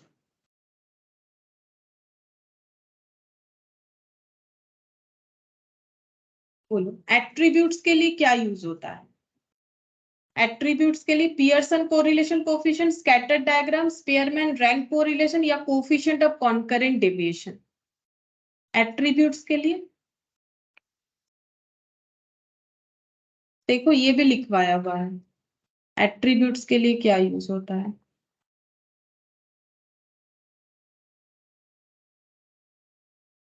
ये देखो, find the level of agreement or disagreement between two judges so far as assessing the qualitative characteristics यानी कि एट्रीब्यूट। तो एट्रीब्यूट यानी कि जैसे कोई कंपटीशन होता है उसी में तो हम लोग एट्रीब्यूट्स को फाइंड आउट करते हैं ना, मतलब उसके एट्रीब्यूट्स क्वालिटी को देख के फर्स्ट सेकंड थर्ड का जो है डिसीजन लिया जाता है, ठीक है, तो वो क्वालिटेटिव वे में डिसाइड होता है। तो फिर ये क्या हो जाएगा, स्पेयरमैन रैंक कोरिलेशन कोफिशिएंट 26 का। अच्छा, फिर उसके बाद देखो, for finding the degree of agreement about beauty between two जजेस, दो जजेस मिलके कुछ ब्यूटी कंपटीशन चल रहा है जहां पर मतलब अपना एग्रीमेंट डिसएग्रीमेंट जो है बता रहे हैं कि किसको क्या ठीक लग रहा है नहीं लग रहा है। In a beauty contest we use scatter diagram, coefficient of rank correlation, coefficient of correlation, coefficient of concurrent deviation. तो अगर कोई ब्यूटी कंटेस्ट चल रहा है जिसमें दो जजेस अपना एग्रीमेंट डिसएग्रीमेंट जो है वो बता रहे हैं, तो उसके लिए हमें कौन सा कोरिलेशन कोफिशिएंट यूज करना चाहिए, बोलो। अभी अभी तो सीखा हम लोगों ने, कौन सा यूज करना चाहिए अभी बताया, बोलो। बी होगा। Coefficient of rank correlation B होगा, ठीक है। अच्छा, फिर 28 नंबर देखो, if there is a perfect disagreement between the marks in geography and statistics, perfect disagreement हुआ है जियोग्राफी और स्टैटिस्टिक्स के मार्क्स के बीच में, then what would be the value of rank correlation coefficient. तो डिसएग्रीमेंट हुआ है तो बोल रहा है value of rank correlation coefficient क्या होना चाहिए, any value, only one, only -1, B और सी, कौन सा आंसर होगा। तो बोल रहा है कि -1 हाँ माइनस होगा, क्यों, क्योंकि डिसएग्रीमेंट हुआ है। अगर एग्रीमेंट होता तो 1 होता, ठीक है, एग्रीमेंट होता तो 1 होता। परफेक्ट डिसएग्रीमेंट मतलब परफेक्टली नेगेटिव। अच्छा, अब देखो, when we are not, मतलब आंसर ये होगा, when we are not concerned with the magnitude of the two variables under discussion we consider। अगर हमें वैल्यू को लेके हम लोग उतने सीरियस नहीं है, बस हमें कैलकुलेशन करना है, तो हमें कौन सा मेथड फॉलो करना चाहिए, rank correlation coefficient, product moment correlation coefficient, coefficient of concurrent division, A और बी बट नॉट सी, कौन सा सही आंसर है। जब हम लोग कैजुअल हो जाएंगे वैल्यू को लेके, तो हमें कौन सा मेथड फॉलो करना चाहिए कोरिलेशन फाइंड आउट करने का,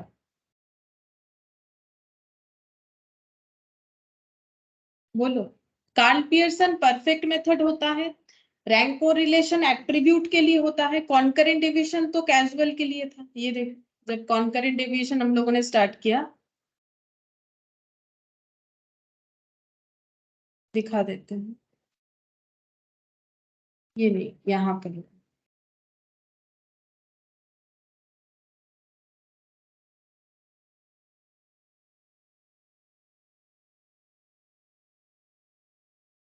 चलेगा ये,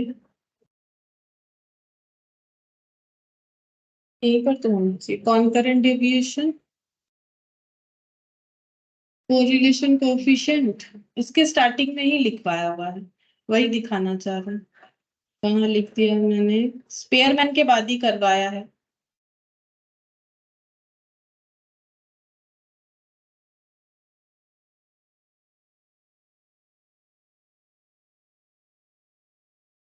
यहाँ तो नहीं है।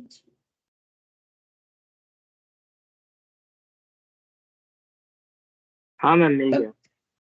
हाँ होना तो चाहिए, लेकिन मुझे नहीं मिल रहा। उस दिन मेरा रिकॉर्डिंग नहीं हुआ था क्या, इसमें वो भी नहीं आया, पता नहीं, शायद नहीं आया, आना तो चाहिए। जो भी हो, वहां पर तुम लोग देखोगे वो हम लोग कैसे आइडेंटिफाई करते थे, प्रीवियस ईयर के डेटा के साथ करंट ईयर के डेटा का जो चेंजेस है उसके अकॉर्डिंग हम लोग प्लस और माइनस साइन देके करते थे, जो कि इजी टू कंप्रीहेंड था, आसानी से हम लोग कैलकुलेट वगैरह कर सकते थे, ठीक है। और उसमें हमें फिर dx इंटू dy करके भी कर सकते हैं। और मैंने दूसरा भी एक तरीका बताया था, बट उस दिन क्लास का रिकॉर्डिंग जो है सिर्फ 19 मिनट्स हुआ था, पता नहीं क्या प्रॉब्लम हो गया था, कुछ टेक्नोलॉजिकल इश्यूज की वजह से। तो मुझे तो अभी यहाँ पर जो है दिख भी नहीं रहा है मैंने कहाँ लिखा है, क्योंकि स्पेयरमैन के बाद ही मैंने वो करवाया होगा, तो उसके आगे तो लिखा हुआ होना है नहीं, ठीक है। मिल नहीं रहा है, चलो कोई बात नहीं, तुम लोग को मिल गया, ये काफी है। देखो यहाँ पर हमें क्या करना है, बोल रहा है कि when we are not considered, ये अगर हम लोग ज्यादा सीरियस नहीं होते हैं, ठीक है, वैल्यू को लेके, तो हम लोग एक कैजुअल मेथड यूज कर सकते हैं, जो कि है हम लोग का कॉन्करेंट डेविएशन। तो 29 का आंसर हम लोग का होना चाहिए सी, ठीक है।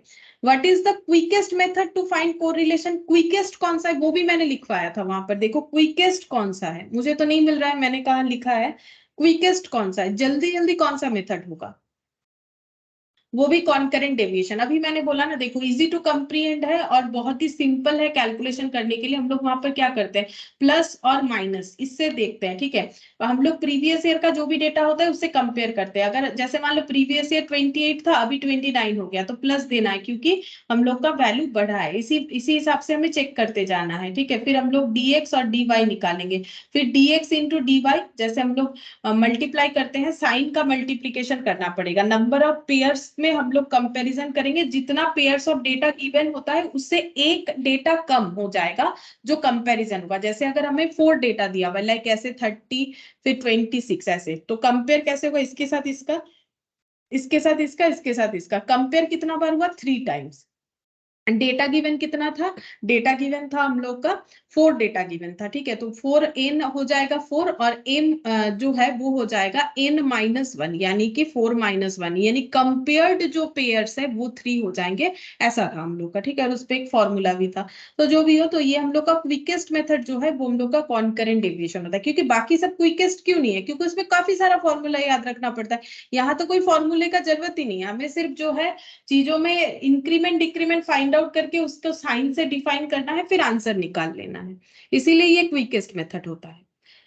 अच्छा, फिर 31 देखो, what are the limits of coefficient of concurrent deviation. Concurrent deviation का क्या लिमिट होगा, बोल रहा है कि no limit between -1 and 0 including the limit between 0 and 1 including the limits value between -1 and 1 limiting values inclusive. कौन सा होना चाहिए, देखो ये हम लोग का कॉन्करेंट डेविएशन का जो लिमिट है वो हम लोग का आर एक्स वाई का लिमिट के तरह ही होगा, एज इट इज, ठीक है। जैसा आर एक्स वाई का लिमिट है वैसा ही होना चाहिए। तो फिर कितना होगा, बोलो। आर एक्स वाई का जो है वही होना चाहिए। अगर वो लिखा हुआ नहीं है, मुझे लगता है वो शायद मैंने नहीं लिख पाया, पॉइंट यहाँ पर मिल गया, तो एक बार लिख लो, नहीं लिखवाया है तो। और मुझे आंसर भी बोलो, क्या आंसर होना चाहिए। आर एक्स वाई का जो लिमिट है वही होगा। कॉन्करेंट डेविएशन जो है ये आर एक्स वाई का जो लिमिट है, मतलब आर ऑफ सी, ये कहां से कहां बिलोंग करेगा, ये बिलोंग करेगा -1 एंड 1 इंक्लूसिव, ठीक है। -1 एंड 1 इंक्लूसिव, ये लिख लो जहां पर कॉन्करेंट डेविएशन नोट डाउन किया, मुझे नहीं मिल रहा है मेरे एग्जाम बोर्ड में कहाँ लिखा हुआ है। ये आर एक्स वाई के तरह ही होगा, -1 एंड 1 लिमिटिंग वैल्यूज इंक्लूसिव, यानी 31 का हम लोग का डी होना चाहिए, ठीक है। 31 का डी हो जाएगा। फिर नेक्स्ट देखो, if there are two variables x and y then the number of regression equation could be. अगर दो वेरिएबल्स है तो कितने सारे रिग्रेशन इक्वेशन बनेंगे, बोलो कितने सारे रिग्रेशन इक्वेशन बनेंगे।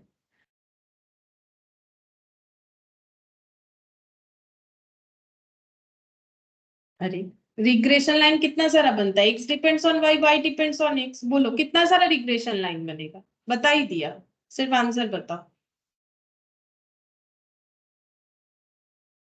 2। तो एक्स ऑन वाई और वाई ऑन एक्स, यानी ऑप्शन बी, ठीक है। Since blood pressure of a person depends on age we consider, बोल रहा है ब्लड प्रेशर जो है एज पे डिपेंड होता है, मतलब अगर किसी का एज बढ़ रहा है तो हो सकता है उसे ब्लड प्रेशर का प्रॉब्लम हो। तो बोल रहा है कि ये अगर हम लोग इससे रिग्रेशन इक्वेशन बनाना चाहते हैं तो कौन सा बनेगा। तो हमें तो पहले यहाँ पर आइडेंटिफाई करना पड़ेगा कि कौन किसके ऊपर डिपेंड है। तो हम लोग बोलेंगे एज, जो age depend on blood pressure नहीं, blood pressure depend on age, है ना। ब्लड प्रेशर जो है ये डिपेंड करता है एज पे। एज के साथ मतलब देखो, ब्लड प्रेशर एज के ऊपर डिपेंड करता है, बट एज ब्लड प्रेशर पे डिपेंड नहीं करता है। तो blood pressure depends on age, वैसे ये बोल भी दिया है बात हमें, ठीक है, डिपेंड्स ऑन एज। तो अगर हमें इक्वेशन बनाना है तो हम लोग कौन सा बनाएंगे, blood pressure on age, age on blood pressure, both A and B, either A और बी, कौन सा सही इक्वेशन बनेगा। ऑन का मतलब तो डिपेंड्स ऑन होता है ना, बस ऑन को डिपेंड्स ऑन बोल के रीड करो और देखो क्या होता है। X on y, y on x का मतलब क्या, x depends on y, y depends on x, तो बोलो कौन सा आंसर होगा। ए होगा। ए होगा 33 का, कि ब्लड प्रेशर जो है डिपेंड्स ऑन एज, वो वाला लाइन हमें प्रिपेयर करना चाहिए। 34 में क्या बोला है, देखो the method applied for deriving the regression equation is known as, जिस मेथड को अप्लाई करके रिग्रेशन इक्वेशन बनाना होता है उसे कौन सा मेथड बोला जाता है, least square, concurrent deviation, product movement, normal equation. क्योंकि देखो मैंने यहाँ पर लिखवाया था कि नहीं, देखते हैं, मुझे भी मिल जाना चाहिए, रुको रिग्रेशन लाइन में जाएंगे, रिग्रेशन लाइन में मिल जाएगा।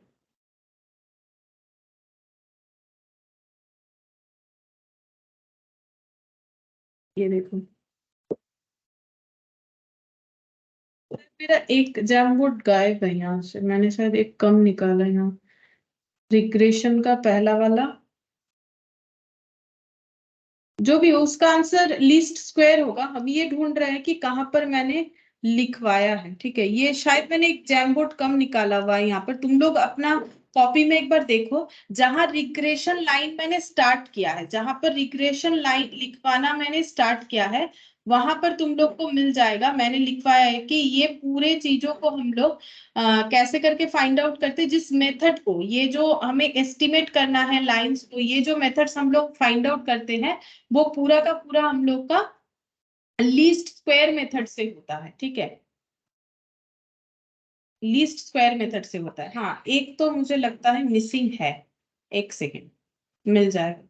मिल जाएगा तो तुम लोग को दिखाने में आसानी रहेगा, ताकि तुम लोग भी फाइंड आउट कर पाओ कि कॉपी में कहाँ लिखा हुआ है।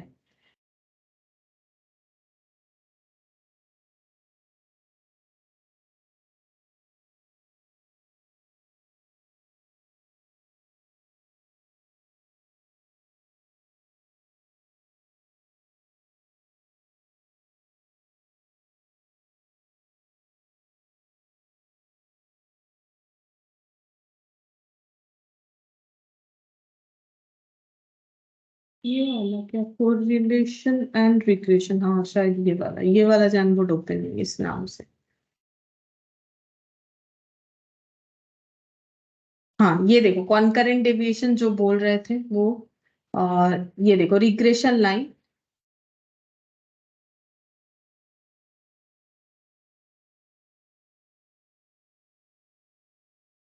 perfect same equation, this method can be done by method of least square। ये देखो ये जो पूरा मेथड है लाइन को एस्टिमेट करने का, उसको बोला जाता है लीस्ट स्क्वायर मेथड, ठीक है। ऐसे लिखा हुआ होगा लीस्ट स्क्वायर मेथड। तो यहाँ पर ये आंसर हम लोग का हो जाएगा लीस्ट स्क्वायर, ठीक है। ये सब देखो ना थियोरिटिकली ही याद रखना है और कुछ नहीं, और लिखा हुआ भी हम लोग का, और अभी यहाँ से करोगे तो याद भी हो जाएगा। 35 में बोला है the difference between the observed value and the estimated value in regression line analysis is known as, बोल रहा है कि जो ऑब्जर्व्ड वैल्यू है, जो एस्टिमेटेड वैल्यू है, रिग्रेशन लाइन जब हम लोग बना रहे हैं तो उसे क्या बोला जाता है, एरर, रेसिड्यू, डेविएशन ए और बी। मतलब ये चीज बोल रहा है जब हम लोग रिग्रेशन लाइन बनाने का कोशिश करते हैं, यानी कि ये वाला, ठीक है, तो परफेक्टली कोरिलेटेड नहीं होता है, उसमें गैप कुछ ना कुछ बन ही जाता है। अब यहाँ पर देखो पॉइंट क्या बोला है, the difference between the observed value, जो वैल्यू को ऑब्जर्व करके जिसके ऊपर से हम लोग लाइन ड्रॉ करने का कोशिश कर रहे हैं, और फिर उसके बाद जो हम लोग एस्टिमेट कर रहे हैं जो वैल्यू को, और in regression line analysis is known as, तो यहाँ पर इसको बोला जाएगा एरर या रेसिड्यू, दोनों चीज ही बोला जाता है, एरर या रेसिड्यू। यानी ऑप्शन हम लोग का डी होगा, 35 का ऑप्शन डी होगा। Difference between observed value and estimated value, observed और एस्टिमेटेड वैल्यू के बीच का जो डिफरेंस होता है, ये देखो यहाँ पर लिखा हुआ है, gap between points and line will minimise, ये तो मैंने बोला था क्या होता है, difference between observed and estimated value, ये देखो लिखवाया हुआ है, सेम पॉइंट लिखवाया हुआ है, difference between observed and estimated value is called error या फिर रेसिड्यू। यानी ऑप्शन ए और बी ये होगा, सिर्फ रेसिड्यू या एरर बोलने से नहीं होगा, ऑप्शन ए और बी दोनों ही बोलना है, यानी डी, ए और बी ये होगा। The error in case of regression equation are, error क्या हो सकता है रिग्रेशन इक्वेशन का, positive, negative, zero, all this. तो एरर्स जो है कुछ भी हो सकता है, मतलब जो डिस्टेंस है वो पॉजिटिव भी हो सकता है, नेगेटिव भी हो सकता है, जीरो डिस्टेंस नहीं है, जीरो भी हो सकता है। तो error in case of regression line, ये हम लोग का ऑल ऑफ दिस होगा, ठीक है। ये पॉइंट मैंने नहीं लिखवाया लेकिन ये एमसीक्यू से भी कर लो। तो ये जो एरर या रेसिड्यू बन रहा है, मतलब गैप जो है, ये गैप पॉजिटिव गैप भी हो सकता है, नेगेटिव गैप भी हो सकता है, और कोई गैप नहीं है ऐसा भी हो सकता है, यानी कि ऑल ऑफ दिस होगा।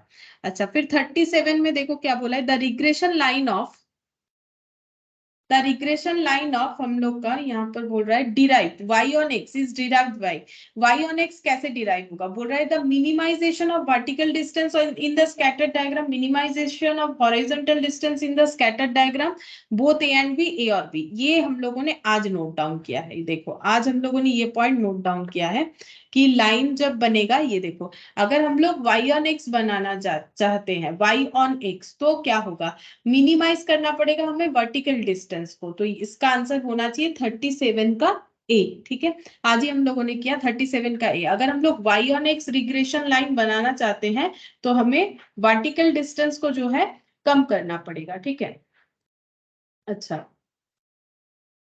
एक सेकेंड, मतलब ये देखो ऐसा हो जाएगा,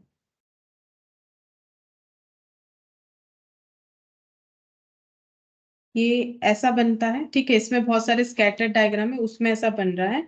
अब ये जो डिस्टेंस है, अब इससे लाइन हम लोग का, देखो हम लोग जब एक्स ऑन वाई और वाई ऑन एक्स बनाना चाहेंगे तो ये डिस्टेंस का मतलब ये ऐसे डिस्टेंस भी हम लोग चेक करेंगे। ठीक है, और हॉरिजॉन्टली भी डिस्टेंस को हम लोग चेक करेंगे। तो अगर हम लोग वर्टिकली चेक करें, मतलब वाई ऑन एक्स, ठीक है, वाई ऑन एक्स, तो हमें वर्टिकल डिस्टेंस को कम करना होगा।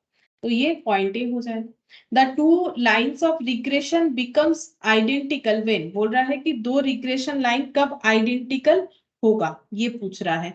R1 होने से, R-1 होने से, R0 होने से, या फिर A और B दोनों में से कोई भी एक होने से वो आइडेंटिकल होगा, ऐसा पूछ रहा है। तो two lines of regression becomes identical when R1 या फिर R-1, अगर ऐसा होता है, R पॉजिटिव या फिर R नेगेटिव, अगर ऐसा होता है तो वो आइडेंटिकल इक्वेशन होगा, मतलब परफेक्टली पॉजिटिव या फिर परफेक्टली नेगेटिव होने से वो आइडेंटिकल होगा।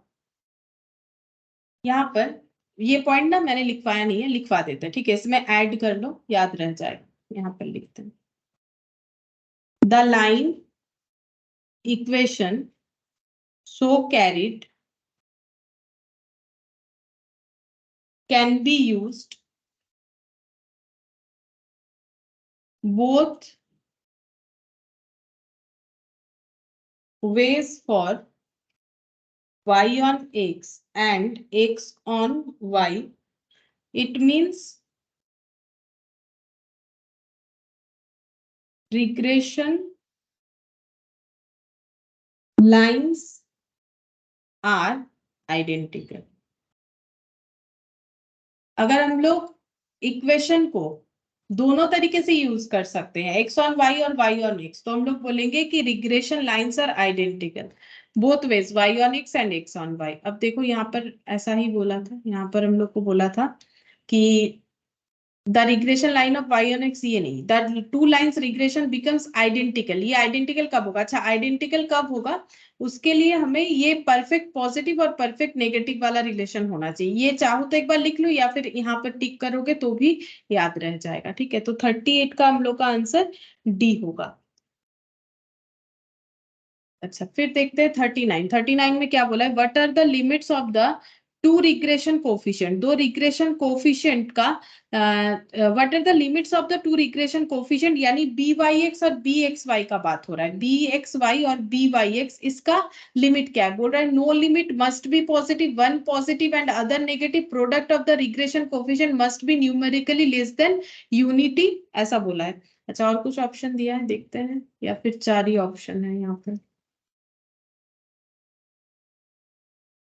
बस चार ऑप्शन है। बोल रहा है what are the limits of two regression coefficient, देखो रिग्रेशन कोफिशिएंट है बी एक्स वाई और बी वाई एक्स। अब अगर हम लोग इसमें रिलेशन देखें तो ये रिलेशन हम लोगों ने देखा था कोर रिलेशन के साथ। ठीक है, अब इसका जो लिमिट है आर एक्स वाई का, वो -1 और 1 के बीच में है, इंक्लूडिंग दोज वैल्यूज। ठीक है, तो नो लिमिट तो हम लोग बोल नहीं सकते। ठीक है, मस्ट बी पॉजिटिव, ऐसा नहीं है, कल ही हम लोगों ने पढ़ा बी एक्स वाई और बी वाई एक्स अगर पॉजिटिव भी हो सकता है, दोनों नेगेटिव भी हो सकता है, जो भी होगा एक ही जैसा होगा, r x y B x y B Y x जो भी साइन होगा वो एक ही जैसा होगा, तो मस्ट बी पॉजिटिव ऐसा भी नहीं होगा, वन पॉजिटिव अदर नेगेटिव तो हो ही नहीं सकता है, क्योंकि इसमें भी जो कर्व यूज होगा इसमें भी वही कर्व यूज होगा, तो दोनों कर्व का आंसर अलग अलग थोड़ी ना हो सकता है। अगर दोनों का कर्व का आंसर एक ही जैसा है तो एक पॉजिटिव पॉजिटिव एक नेगेटिव हो ही नहीं सकता है, कल ही हम लोगों ने डिस्कस किया। Product of the regression coefficient, ये देखो product of the regression coefficient must B numerically less than unity, मतलब 1 से बोल रहा है ये कम होना चाहिए। तो ये एक्चुअली हम लोग का सही आंसर होगा कि product of the regression coefficient must B numerically less than unity, ये 1 से इसका वैल्यू जो है हम लोग का 1 से कम होना चाहिए, ठीक है। तो ये पॉइंट भी अगर चाहो तो लिख लो, ये याद रखना पड़ेगा कि हम लोग का 1 से कम होगा। देखो याद रखना है मतलब कैसे कैसे समझेंगे, देखो आर एक्स वाई का मैक्सिमम वैल्यू क्या हो सकता है, +1, ठीक है, और यहाँ प्लस माइनस लगता है तो +1 या -1 हो सकता है, तो इसका रूट करने से तो हम लोग का वही आएगा। तो प्रोडक्ट ऑफ रिग्रेशन मतलब इसका रूट ओवर करेंगे तो हम लोग का तो 1 ही आएगा ना।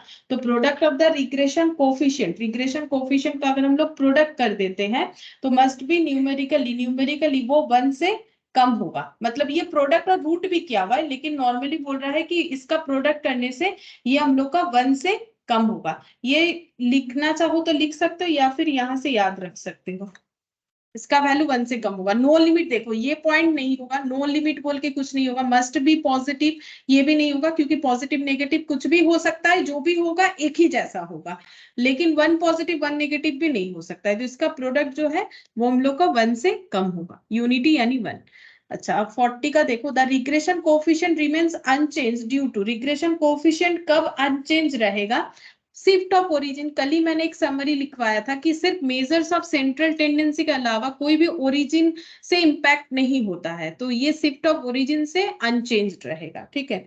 अच्छा उसके बाद देखो, if the coefficient of correlation between two variables -0.9 then the coefficient of determination क्या होगा, बोल रहा है कोफिशिएंट ऑफ कोरिलेशन मतलब ये आर बोला है -0.9, तो कोफिशिएंट ऑफ डिटर्मिनेशन क्या होगा, डिटर्मिनेशन मतलब आर स्क्वायर, नॉन डिटर्मिनेशन मतलब 1 - आर स्क्वायर, तो -0.9 का होल स्क्वायर यानी 81 होगा, तो 0.81 यानी ऑप्शन बी हो जाएगा, 41 का ऑप्शन बी हो जाएगा। फिर 42, if the coefficient of correlation between two variables r x y 0.7 then the percentage of variation unaccounted for, ठीक है। अब ये अनअकाउंटेड का मतलब होता है नॉन डिटर्मिनेंट, ठीक है। जैसे इसमें चाहो तो लिख लो, अनअकाउंटेड का मतलब होता है नॉन डिटर्मिनेंट, यहाँ पर लिख देते हैं। ये जो हम लोगों ने फाइंड आउट किया ना डिटर्मिनेंट और नॉन डिटर्मिनेंट, तो नॉन डिटर्मिनेंट का वो मतलब और एक मतलब भी होता है अनअकाउंटेड, जो हम लोग कैलकुलेट नहीं कर सकते हैं, अनअकाउंटेड, ठीक है। तो if the correlation coefficient between two variables is 0.7, तो कोफिशिएंट ऑफ बेसिकली हमें coefficient of non determinant find out करने के लिए बोला है। तो कोफिशिएंट ऑफ नॉन डिटर्मिनेंट क्या हो जाएगा, 1 - 0.7 का होल स्क्वायर, ठीक है।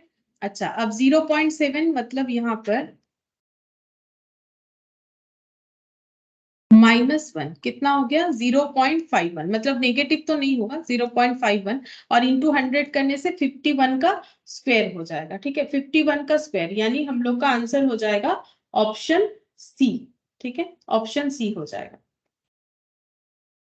अच्छा और ये तो हम लोग का कंप्लीट हो गया, देखो सेट ए हम लोग का कंप्लीट हो गया। और कोफिशिएंट ऑफ, हाँ ये चीज याद रखो कि कोफिशिएंट ऑफ डिटर्मिनेंट और नॉन डिटर्मिनेंट का मतलब हो जाएगा अकाउंटेंट एंड नॉन अकाउंटेंट, ठीक है, अनअकाउंटेंट, सॉरी अकाउंटेंट और अनअकाउंटेंट, ये लैंग्वेज भी चाहो तो लिख लो, इसको हम लोग बोलेंगे अनअकाउंटेंट।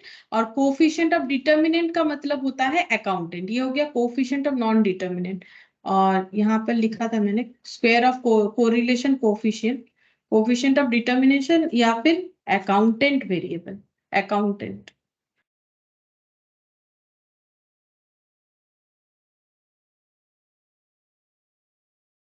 बस इसमें और कुछ नहीं है देखो, लेकिन मैंने जो भी लिखवाया ना अगर तुम लोग उसको अच्छे से करोगे तो कोई भी क्वेश्चन आएगा आंसर दे पाओगे, क्योंकि एमसीक्यू इससे ज्यादा कुछ घुमा फिरा के नहीं पूछ सकता है। सेट ए बी दोनों ही हम लोग का कंप्लीट हो गया है, सेट सी करने का जरूरत नहीं है क्योंकि 5 मार्क्स का हम लोग का क्वेश्चन आने वाला है नहीं, ठीक है। तो आज कंप्लीट हो गया है, तो आज हम लोग इतना ही करते हैं इसको, और आज और नया कोई चैप्टर हम लोग नहीं करेंगे, ये कल हम लोग जो है नेक्स्ट चैप्टर स्टार्ट करेंगे, ठीक है। आज इतना ही करते हैं।